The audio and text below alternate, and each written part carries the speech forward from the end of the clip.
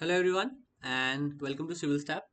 सो जैसा कि आप सब जानते हैं कि हम आपके लिए सीरीज लेकर आ रहे हैं for the previous examination question. Plus साथ ही साथ जैसे ही हमारे प्रीवियस एग्जामिनेशन क्वेश्चन की जो है सीरीज खत्म हो जाएगी, हम लोग टॉपिक वाइज एमसीक्यूज आपके लिए लेकर आएंगे, ताकि जो है आपका एग्जामिनेशन की तैयारी है, एग्जामिनेशन का जो रिवीजन है वो और अच्छे से हो सके। ठीक है। तो यहाँ पे आपको ऑलरेडी पता है कि हमारा ऑनलाइन ऑनलाइन बैच 3 जो है जो चल रहा है, लॉन्च हो गया है, हम बिल्कुल एंड पर हैं, है ना। और आई होप कि आपको ये सारे के सारे लेक्चर समझ में आ रहे होंगे। ठीक है। तो जिन्होंने भी बैच नहीं ज्वाइन किया है या फिर जो इस एग्जामिनेशन को टारगेट कर रहे हैं, तो वो ये बैच ज्वाइन कर सकते हैं। बट जिनका मान लीजिए सिलेबस खत्म हो गया है, तो वो हमारी टेस्ट सीरीज भी ज्वाइन कर सकते हैं, जो कि सिर्फ और सिर्फ 499 में अवेलेबल है। इसमें पेपर 1 में 10 टेस्ट और पेपर 2 में 10 टेस्ट जो हमने कवर किए। ठीक है जी। आई बात समझ में। तो क्लासेस में बहुत ही ज़्यादा डिटेल में आपको सारी की सारी चीज़ें समझाई हुई हैं। अप्रॉक्स 60 लेक्चर्स हैं आपके अकाउंटिंग एंड ऑडिटिंग के। ठीक है। चलिए, तो अगर मैं बात करूं पहले क्वेश्चन की। ठीक है। तो पहला क्वेश्चन है आपका, if assets are under valued it will result in. ठीक है। तो अगर मैं बात करूं, अगर एसेट्स आपकी अंडर वैल्यूड है तो क्या होगा। ठीक है। तो सबसे पहले हम इसमें ना एक पर्टिकुलर एसेट का एग्जांपल ले लेते हैं। जैसे फॉर एग्जांपल अगर मैं बात करूं कि मैंने इन्वेंट्री का एग्जांपल ले लिया। इन्वेंट्री आपकी क्या है, करंट एसेट है। Inventory is your current asset, ये हमें पता है। ठीक है। अब मान लो अगर मेरे को कॉस्ट ऑफ गुड्स सोल्ड निकालना हो। कॉस्ट ऑफ गुड्स सोल्ड का मतलब क्या होता है कि जो मैंने रेवेन्यू किया है उसके पीछे, या फिर जो रेवेन्यू कमाया है मैंने, वो कितने का सामान बेचे कमाया है, कॉस्ट ऑफ गुड सोल्ड। ठीक है। ये कंसेप्ट मैंने क्लास में बहुत डिटेल में समझाया हुआ है। ठीक है। कॉस्ट ऑफ गुड सोल्ड की मतलब जो आपने सामान बेचा है उसकी कॉस्ट कितनी थी। ठीक है। तो अगर इसका फॉर्मूले की अगर मैं बात करूं, तो इसका फॉर्मूला क्या था, opening stock plus purchase less closing stock. Simple सा फॉर्मूला। ठीक है। ओपनिंग स्टॉक मान लिया आपके पास 10 था, परचेज आपने 5 की और क्लोजिंग स्टॉक कितना आ गया, मान लो 4 का है। ठीक है। तो आपके पास कॉस्ट ऑफ गुड्स सोल्ड कितना आ जाएगा, 11 आ जाएगा, है ना। कॉस्ट ऑफ गुड्स सोल्ड कितना आ जाएगा, 11। मान लो आपका रेवेन्यू या फिर सेल्स कितना है, 20, तो आपका कितना आ गया, प्रॉफिट 9 रुपीज आ गया। अब यही काम हम करते हैं, मान लो इस 4 को ना 3 एज्यूम कर लेते हैं, मतलब हम जो क्लोजिंग स्टॉक है आपका उसको अंडर वैल्यू कर लेते हैं। ठीक है। अब अंडर वैल्यू कर लिया मतलब इसको 4 को 3 एज्यूम कर लिया, तो इस केस में आपका जो है कॉस्ट ऑफ गुड्स सोल्ड कितना आ जाएगा, 12 आ जाएगा। ठीक है।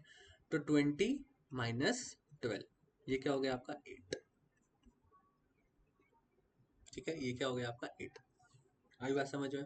अब देखो यहाँ पे, अगर मैं बात करूं आपका पहले प्रॉफिट कितना था, 9, अब प्रॉफिट कितना हो गया, 8। तो क्या मैं ये बोल सकता हूँ कि अगर आप किसी इन्वेंट्री को या फिर किसी एसेट्स को अंडर वैल्यू कर रहे हो, तो आपका ऑटोमेटिकली क्या आ रहा है, सरप्लस कमा रहा है, आपका प्रॉफिट जो है वो कमा रहा है। ठीक है। तो आपका आंसर क्या हो जाएगा, प्रॉफिट विल बी लेस। चलो, नेक्स्ट जो क्वेश्चन है आपका वो है आपका ब्रांड कन्वेज। अब ब्रांड कन्वेज मतलब ये गुडविल का क्वेश्चन है बेसिकली। तो गुडविल वाले टॉपिक में भी हमने डिस्कस किया है कि भाई जो गुडविल है वो किस लिए हेल्प करती है, कंपनी को या फिर फर्म को एक्स्ट्रा प्रॉफिट कमाने में हेल्प करती है। ठीक है। कैसे, क्योंकि अगर मान लो किसी कंपनी की ज्यादा अच्छी गुडविल होगी, किसी कंपनी की ज्यादा अच्छी रेपुटेशन होगी, तो ऑटोमेटिकली लोग उसके सामान को ज्यादा खरीदेंगे और कंपनी को ज्यादा प्रॉफिट होगा। ठीक है। तो वो जो ब्रांड है, वो ब्रांड है या फिर वो जो लोगो है या फिर वो जो कंपनी है, वो क्या दर्शाती है, वो एट्रीब्यूट्स भी अपने दर्शाती है। जब आप उस ब्रांड को यूज करते हो तो आपको उसके एट्रीब्यूट्स के बारे में पता लगता है, उसकी वैल्यूज के बारे में पता लगता है कि वो ब्रांड कैसा है, और ब्रांड के कल्चर के बारे में पता लगता है कि ये कैसे कैसे प्रोडक्ट हमें प्रोवाइड करता है। ठीक है। तो आपका आंसर क्या हो जाएगा, all of the above will be your answer. ठीक है। अगला question, in India private sector entered into life insurance business. देखिए, जब 1947 में हमारा देश आज़ाद हुआ था, तो इंडियन गवर्नमेंट ने पहले सोचा था कि हम एक सोशलिस्टिक इकोनॉमी बनाएंगे। क्या बनाएंगे, सोशलिस्टिक इकोनॉमी। बट क्योंकि गवर्नमेंट के पास इतने रिसोर्सेज नहीं थे उस टाइम, गवर्नमेंट के पास इतने पैसे नहीं थे कि वो सोशलिस्टिक इकोनॉमी बना पाए, तो उन्होंने क्या किया, basically what they have did, तो उन्होंने एक मिक्स्ड इकोनॉमी बनाई। बट मैक्सिमम जो चीज़ें हैं वो गवर्नमेंट के पास ही रखी, मतलब जो गवर्नमेंट कंपनीज जो बड़े बड़े बिजनेसेस थे वो मैक्सिमम जो है गवर्नमेंट कंपनीज के नाम पे थे। बट 1991 में जब इंडिया जो है फाइनेंशियल क्राइसिस में डूबा, ठीक है, तो इनको जो है एलपीजी लाना पड़ा, that is liberalisation privatisation globalisation, जहां पर प्राइवेट कंपनीज को भी नए नए सेक्टर्स में एंटर करने की मंजूरी मिल गई। ठीक है। और धीरे धीरे इंश्योरेंस सेक्टर भी ग्रो होने लगा। अब इंडिया में जो इंश्योरेंस सेक्टर है वो आपको पता है, एक तो लाइफ का है, ठीक है, और जनरल इंश्योरेंस का है। ठीक है। तो लाइफ का जो है आपका वो मेनली डेथ के ऊपर है, डेथ पे क्लेम मिलेगा, और जनरल में आपके सारे के सारे इंश्योरेंस कवर आ जाते हैं, जैसे आपका मोटर इंश्योरेंस हो गया, ठीक है, व्हीकल इंश्योरेंस मोटर इंश्योरेंस हो गया, या बिजनेस इंश्योरेंस हो गया। ठीक है। फिर आपका मरीन इंश्योरेंस हो गया। तो लाइफ के अलावा जितने भी इंश्योरेंस है वो आपके जनरल इंश्योरेंस में कवर अप हो जाते हैं, ठीक है। इसके लिए जो रेगुलेटरी बॉडी है वो है आपका IRDAI, that is insurance regulatory development authority of India, ठीक है। सारी की सारी चीजें मैंने क्लासेस में समझाई हुई है, ठीक है। तो अब यहाँ पे अगर आप देखोगे कि जो प्राइवेट सेक्टर है, जब IRDAI बेसिकली बना था अराउंड अराउंड 1999, ठीक है। इसके बाद ही जो है 2000 में जो है अराउंड अराउंड प्राइवेट सेक्टर को अलाउड किया गया इंश्योरेंस बिजनेस में, ठीक है। अब जनरल इंश्योरेंस कंपनीज थी, उनके लिए काउंसिल फॉर्म की गई थी किस साल में, 1957 में, ठीक है। अब देखो ध्यान से सुनिएगा दोबारा, 1947 में जैसे कि मैंने बोला कि देश आज़ाद हुआ था, तो उसके बाद मेनली जो सारा का सारा काम था वो बिजनेस जो है वो किसके पास था, गवर्नमेंट के पास ही था, ठीक है। तो गवर्नमेंट ऑब्वियसली इंश्योरेंस तो चाहिए चाहिए, तो इंश्योरेंस जो है वो LIC बनाया गया था फॉर लाइफ इंश्योरेंस, और बाकी जो है दूसरी कंपनीज बनाई गई थी फॉर जनरल इंश्योरेंस, ठीक है। जैसे न्यू इंडिया इंश्योरेंस, आज के टाइम में आपने सुना होगा न्यू इंडिया इंश्योरेंस, ठीक है। न्यू इंडिया इंश्योरेंस जो कि जनरल इंश्योरेंस के लिए है, तो LIC जो है वो लाइफ इंश्योरेंस के लिए है, और न्यू इंडिया इंश्योरेंस जो है गवर्नमेंट की कंपनी जो है वो जनरल इंश्योरेंस के लिए, ठीक है। तो अब यहाँ पे जनरल इंश्योरेंस के लिए भी एक काउंसिल बैठाई गई थी जो कि पूरे जनरल इंश्योरेंस सेक्टर को जो है एक तरह से देखेगी, उसके लिए पॉलिसीज वगैरह बनाएगी। तो वो काउंसिल जो है वो स्पेसिफिकली कब बनाई थी, आपकी 1957 में बनाई थी, ठीक है। देन LIC की अभी भी मैंने बात की आपसे, लाइफ इंश्योरेंस कॉर्पोरेशन, ठीक है। लाइफ इंश्योरेंस कॉर्पोरेशन को भी बनाया गया था, ठीक है। ये भी गवर्नमेंट की ऑर्गेनाइजेशन, आपको पता है, ठीक है। तो LIC को जो है वो कब बनाया गया था, वो बनाया गया था 1 सितंबर 1956, ठीक है। देश के आज़ाद होने के लगभग 9 साल बाद, ठीक है। चलो, देन अगला जो क्वेश्चन है आपका, the company manage by group of person is known as, ठीक है। देखिए अगर मैं बात करूँ सोल प्रोप्राइटरशिप, अलग अलग टाइप के बिजनेस होते हैं। सोल प्रोप्राइटरशिप हो गया, पार्टनरशिप हो गया, नॉट फॉर प्रॉफिट ऑर्गेनाइजेशन हो गया, कंपनीज हो गई, जॉइंट वेंचर हो गए, कंसाइनमेंट हो गया, ठीक है। और भी टाइप टाइप के बिजनेस अलग अलग होते हैं, ठीक है। तो सोल प्रोप्राइटरशिप मतलब सिंगल इंडिविजुअल बंदा जो है वो ओनर होता है। पार्टनरशिप में पार्टनर्स ओनर होते हैं। NPO में जो NPO को रन करते हैं उनको हम ट्रस्टीज बोलते हैं, क्या बोलते हैं, ट्रस्टीज बोलते हैं। कंपनीज को जो रन करते हैं, ठीक है, जॉइंट वेंचर को जो रन करते हैं उनको हम को पार्टनर्स बोलते हैं, ठीक है। कंसाइनमेंट को जो रन करता है उसको हम प्रिंसिपल बोलते हैं या फिर ओनर ही बोल देते हैं, ठीक है। तो जो कंपनीज को रन करते हैं, बेसिकली जो ओनर होते हैं कंपनी के वो होते हैं शेयर होल्डर्स, बट जो कंपनी को रन करते हैं वो शेयर होल्डर्स के रिप्रेजेंटेटिव होते हैं बेसिकली, या फिर मैं बोलूँ कि कंपनी को एक तरह से मैनेज जो लोग करते हैं, ठीक है, वो शेयर होल्डर्स के बिहाफ पे वो होते हैं बोर्ड ऑफ डायरेक्टर्स, ठीक है। वो कौन होते हैं आपके, बोर्ड ऑफ डायरेक्टर्स। तो आपका बोर्ड ऑफ डायरेक्टर्स आपका आंसर हो जाएगा, ठीक है। चलो, अब अगला क्वेश्चन है, investor that is used by the information that is used by the investor for expected future earning. देखो बेसिकली क्या होता है कि मैनेजमेंट जब एनुअल रिपोर्ट देती है, ठीक है, तो एनुअल रिपोर्ट में बेसिकली क्या होता है, एक तो आपके करंट ईयर के फाइनेंशियल स्टेटमेंट्स तो होते ही होते हैं, बट मैनेजमेंट जो है वो अपने प्लान्स भी डिसाइड करती है, प्लान्स भी बताती है टू द शेयर होल्डर्स, ताकि जो है या फिर लोगों को, ताकि जो है लोगों को पता लग सके कि हमारा कंपनी का एक्सपेंशन प्लान क्या है, कंपनी आगे क्या करना चाहती है, ठीक है। कंपनी आगे जो है वो क्या करना चाहती है, और फ्यूचर की इंफॉर्मेशन थोड़ा बहुत आइडिया जो है वो कंपनी को, कंपनी के बारे में शेयर होल्डर्स को या फिर जो नॉर्मल इन्वेस्टर्स हैं जो इन्वेस्ट करना चाहते हैं उस कंपनी में, उनको मिल जाता है, ठीक है। तो एनुअल रिपोर्ट का यहाँ पर आंसर हो जाएगा। चलो, the managing director holds the, जो मैनेजिंग डायरेक्टर है वो क्या होल्ड करता है, किस टाइप के शेयर होल्ड करता है। देखो एक तो आपके इक्विटी शेयर हो गए, प्रेफरेंस शेयर हो गए, एक और टाइप के शेयर होते हैं क्वालिफिकेशन शेयर, ठीक है। तो क्वालिफिकेशन शेयर जो है वो नॉर्मली, देखो नॉर्मली जो MD होता है कंपनी का वो कंपनी का प्रोमोटर भी होता है, राइट। प्रोमोटर कौन होते हैं कंपनी को, जिन्होंने कंपनी एक तरह से स्टार्ट की होती है, ठीक है, जिन्होंने कंपनी को प्रमोट किया होता है, ठीक है। अब अगर मैं यहाँ पे बात करूँ कि कंपनी को प्रमोट करने वाले लोग अपने आप को, देखो अल्टीमेटली इनको इन्वेस्टमेंट चाहिए लोगों से, इनको भरोसा चाहिए लोगों का, तो खुद को ये लोग क्या इशू कर लेते हैं, क्वालिफिकेशन शेयर इशू कर लेते हैं, जिसमें टर्म्स एंड कंडीशंस बहुत ज़्यादा इन्वॉल्व होती हैं, ठीक है। बहुत ज़्यादा टर्म्स एंड कंडीशन लगती है कि आप ये शेयर बेसिकली फ्री शेयर्स नहीं होते कि आप कभी भी खरीदो कभी भी बेचो, इनके ऊपर बहुत ज़्यादा टर्म्स एंड कंडीशंस या फिर रिस्ट्रिक्शंस लगी होती है, ठीक है। तो जब MD या फिर जो प्रमोटर्स होते हैं जो खुद को ऐसे शेयर्स इशू कर लेते हैं, तो बाकी लोगों को भी कॉन्फिडेंट आता है कि हाँ भाई चलो, अगर इन्होंने अपने ऊपर इतने क्वालिफिकेशन, इतने टर्म्स एंड कंडीशन, इतने रिस्ट्रिक्शंस वाले शेयर इशू कर रखे हैं, तो ऑब्वियसली इनको जो है कंपनी का और भरोसा है कि हाँ भाई हमारे पास पैसे होंगे, हमारे पास प्रॉफिट होगा, हमें जल्दी शेयर बेचने की जरूरत नहीं पड़ेगी, बिकॉज इसमें लॉक इन पीरियड भी इन्वॉल्व होता है ना। तो यहाँ पर अगर मैं बात करूँ जो नॉर्मली एमडीज हैं, ठीक है, वो अपने आप को क्वालिफिकेशन शेयर इशू कर लेते हैं। अगला क्वेश्चन है share premium account can be use. देखो बेसिकली क्या होता है, जब भी आप फॉर एग्जाम्पल अगर 10 रुपीज़ का शेयर है, आपने उसको 12 रुपीज़ में इशू किया, ठीक है, तो ये 2 रुपीज़ जो एक्स्ट्रा आप ले रहे हो इशू करते टाइम, इसको आप सिक्योरिटीज प्रीमियम बोलते हो। क्या बोलते हैं? Securities premium. Basically securities issue करते वक्त आप अगर उसको फेस वैल्यू से ज़्यादा पे इशू कर दो, ठीक है, तो उसको हम बोलते हैं सिक्योरिटीज प्रीमियम। ठीक है, कि आपने जो सिक्योरिटीज है वो प्रीमियम में इशू की है, एक्स्ट्रा में इशू की है ना, प्रीमियम में इशू की है।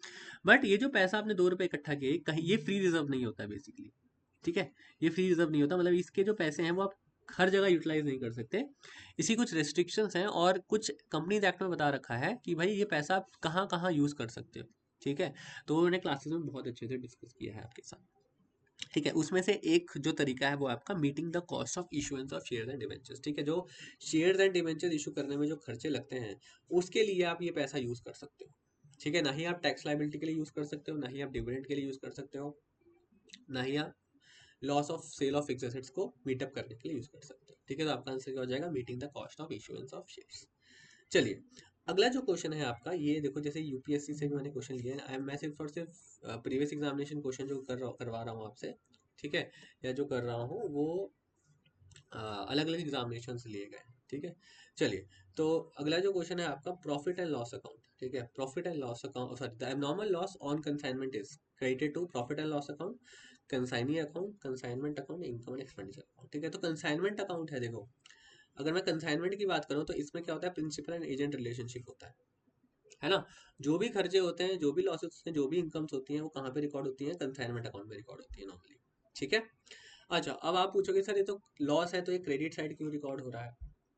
अल्टीमेटली यहाँ पे क्या होता है, जैसे अगर आप normal profit and loss account भी बनाओगे जो दूसरी कंसर्न्स में बनता है, ठीक है, कंसाइनमेंट अकाउंट में तो कंसाइनमेंट अकाउंट बनता है, ठीक है, तो क्या होता है नॉर्मली, जो अगर आप प्रॉफिट दूसरे कंसर्न्स के लिए प्रॉफिट एंड लॉस अकाउंट भी बनाओगे तो क्या होता है, जब ट्रेडिंग अकाउंट बनाओगे रहकर, ठीक है, कंसाइनमेंट की जगह मान लीजिए आप ट्रेडिंग अकाउंट बना रहे हो, ठीक है, तो मैंने आपको समझाया था कि हम लोग एबनॉर्मल लॉस को क्रेडिट क्यों करते हैं क्रेडिट, बिकॉज अल्टीमेटली हमें वो प्रॉफिट निकालना होता है कि अगर एबनॉर्मल लॉस ना हुआ होता है। एबनॉर्मल लॉस का मतलब जो नॉर्मल लॉस नहीं होता, जो नॉर्मली लॉस कंपनी में नहीं होता है ना, जैसे मान लो अर्थक्वेक की वजह से लॉस हो गया, ठीक है, या फिर एक्सीडेंट की वजह से लॉस हो गया, तो ऐसा लॉस जो नॉर्मली कंपनी में नहीं होता उनको हम एबनॉर्मल लॉस का नाम देते हैं। ठीक है, और ये जनरली कहाँ किया जाता है? क्रेडिट।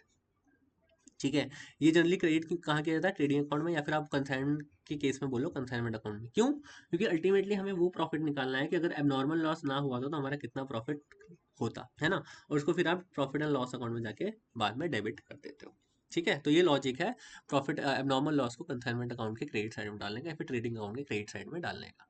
ठीक है, चलिए नेक्स्ट क्वेश्चन है when goods are purchase for joint venture, है ना। जॉइंट वेंचर मतलब क्या होता है? देखो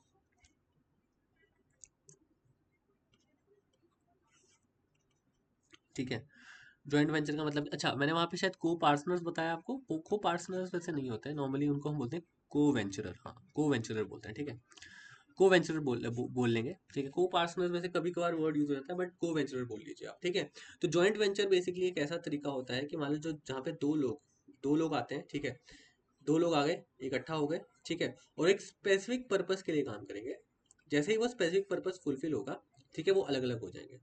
तो इनको हम बोलते हैं को वेंचरर, कि मतलब जो दो लोग मिलके आ रहे हैं, काम कर रहे हैं, उनको बोलेंगे को वेंचरर, राइट। तो जितने भी, क्योंकि ये स्पेसिफिक काम के लिए आ रहे हैं, तो ये लोग क्या करते हैं, अलग से बुक्स ऑफ अकाउंट्स मेंटेन करने का डिसाइड कर लेते हैं। ठीक है, अब जो भी खर्चे होते हैं, जो भी इनकम्स होती है, उसके लिए एक अकाउंट मेंटेन करते हैं, that is your joint venture account. ठीक है, तो उसके लिए क्या मेंटेन करते हैं ये लोग? जॉइंट वेंचर अकाउंट मेंटेन करते हैं। चलिए, अगला क्वेश्चन दोबारा आई थिंक इंश्योरेंस का क्वेश्चन है ना। यस, तो ये देखिए ध्यान से, from the information given below calculate sum insurable. ठीक है, डेट ऑफ फायर कब है आपकी? 1/3/2016। देखो जैसे अगर मैं बात करूँ बिजनेस में जो इंश्योरेंस होते हैं, अगर मैं बिजनेस इंश्योरेंस की बात करूँ, तो वो तो लॉस ऑफ फिक्स एसेट का होता है, लॉस ऑफ इन्वेंट्री का होता है, देन लॉस ऑफ प्रॉफिट का होता है। ठीक है, नॉर्मली यही होता है, बाकी एडिशनल इंश्योरेंस भी अवेलेबल है। ठीक है, लॉस ऑफ फिक्स एसेट किसके लिए होता है? मान लो आपकी फिक्स एसेट खराब हो गई है, फिक्स एसेट जल गई या फिर कुछ भी हो गया, तो उसके अमाउंट रिकवरी के लिए आपका फिक्स एसेट का इंश्योरेंस हो गया। ठीक है, कॉस्ट लॉस ऑफ इन्वेंट्री, मान लो आपकी इन्वेंट्री जल गई या फिर इन्वेंट्री को कवर अप करने के लिए आप इंश्योरेंस का कवर करवाते हो। ठीक है, अब देखो, अगर मान लो कि आप 20 रुपए का सामान बेच रहे हो, आप इस इन्वेंट्री से मान लो 20 रुपए का सामान बेच सकते थे या बेच रहे हो, ठीक है। इसमें प्रॉफिट 2 रुपए का प्रॉफिट इंक्लूडेड है, तो 22 रुपए का आप सामान बेच रहे हो, ठीक है। तो क्या मैं ये बोल सकता हूँ अगर ये सामान जल गया, ये सामान खराब हो गया, कुछ भी हो गया, तो आपका 2 रुपए का भी नुकसान होगा, क्योंकि अल्टीमेटली आप इस सामान को बेच के, इस चीज को बेच के आप पैसे कमा सकते थे। तो वो जो कवर्ड होता है वो लॉस ऑफ प्रॉफिट वाले क्राइटेरिया में कवर्ड होता है, ठीक है।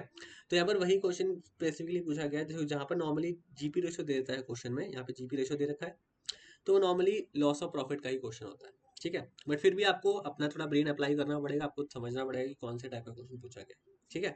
अब देखो यहाँ से अगर मैं बात करूँ कि आपका जो फायर कब अकर हुई 1/3/2016, है ना, इससे पहले 1 साल का जो टर्नओवर था या फिर रेवेन्यू था वो था 88 लाख, ठीक है।